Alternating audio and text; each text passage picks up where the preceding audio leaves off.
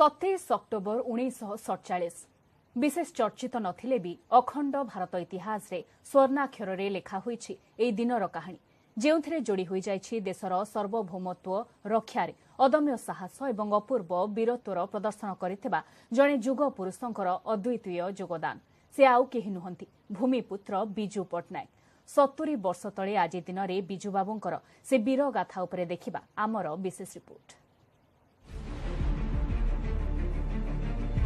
October 1947 देश स्वाधीन हेबाकू मात्र किछि मास ही होइथिला। जम्मू काश्मीर दखल पाई हठात आक्रमण कले पाकिस्तानी सेना देशर अखंडता और सार्वभौमत्व उपरे सृष्टि होइथिला बड़ आह्वान।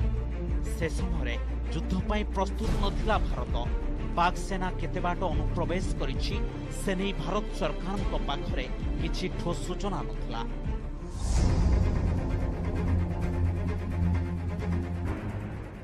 एतिकी बेले जणे ओडियांको कथा मने पकाइले तत्कालीन प्रधानमंत्री जवाहरलाल नेहरू। बिजू पट्टनायक ए युवकंक वीरत्वर प्रमाण स्वाधीनता संग्राम समय पाइथिले नेहरू।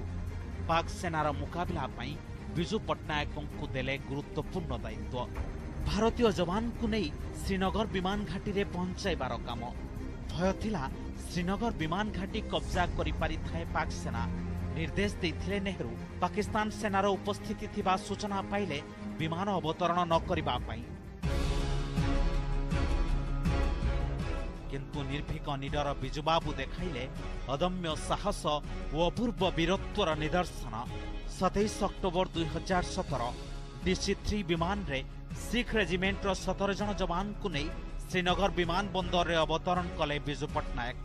बिजुबाबू केवल इंडियन एयरफोर्स रो मनोबल दृढ़ करि नथिले, शत्रु पक्ष को पछगुंचा देबाकू बाध्य करिबारे मध्य विशेष भूमिका ग्रहण करथिले।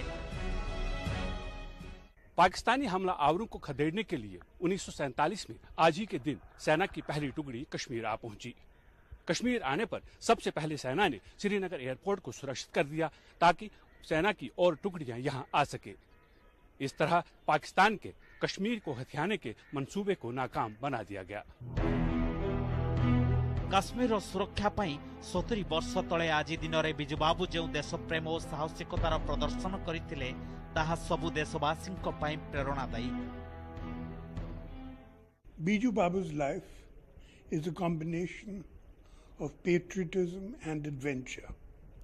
Though his role in Indonesia is more pronounced, his role in Kashmir is no less significant. Biju बाबू जोटा करथिला सेटा से प्लेन लैंड करियाटू बहुत बड़ से 60टा प्लेन जमा करदेले नेहरू पे। जो 60टा प्लेन न ही थांता आमे जमा भी से इन्वेजन के कंट्रोल करि पार न थांतु। जदि भी लोक पहुंची थिले मु जेमती कहली कोयला भी जाइथिला प्लेन रे। ए जो खच्चर माने खाइबे नडा सेटा भी प्लेन रे जाइथिला। बिजू बाबू नै कि जाइथिले। प्रभात पुरुष भूमिपुत्र कलिंग वीर बिजू पट्टनायक। बिजुबाबूंक साहस और वीरत्वर अनेक कहानी रही, किंतु 1947 काश्मीर युद्ध समय बिजुबाबूंक साहसर ए गाथा बेसी चर्चित नुहे। किंतु इतिहास को जानिथिबा लोके बुझिछंती 1947 रे काश्मीर युद्ध रे परास्त होइथिले जम्मू काश्मीर आ भारतर अंश होई रही न थांता। Bureau report, ETV news.